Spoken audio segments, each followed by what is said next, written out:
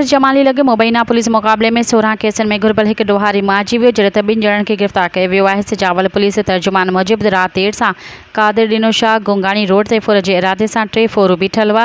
ॻुझी इतला ते पुलिस ऐं फोरन विच में फायरिंग थी पई। फायरिंग में हिकु ॾोहारी सख़्त ज़ख़्मी थी पियो, जॾहिं त 2 ॼणनि खे पुलिस गिरफ़्तार करे वरितो। फायरिंग में ज़ख़्मी थियल बदनाम ॾोहारी अली बूबक खे सख़्त ज़ख़्मी हालत में इलाज लाइ रूरल हेल्थ सेंटर चूहर जमाली आंदो वियो, जिते ज़ख़्मनि जी सट न सहंदे फ़ौत थी वियो।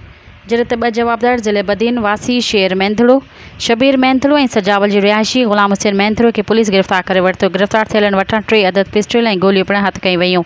मारिजी वियल फोरन ते चोरी ऐं फुर, गैर क़ानूनी हथियार ऐं मंशा जा सोना खां वधीक केस दाख़िल हुआ। मज़ीद ख़बरनि ऐं तफ़सीलात लाइ विज़िट कयो असांजी वेबसाइट www.awamiNewsHD.com ऐं ॾिसंदा रहो अवामी न्यूज़ HD।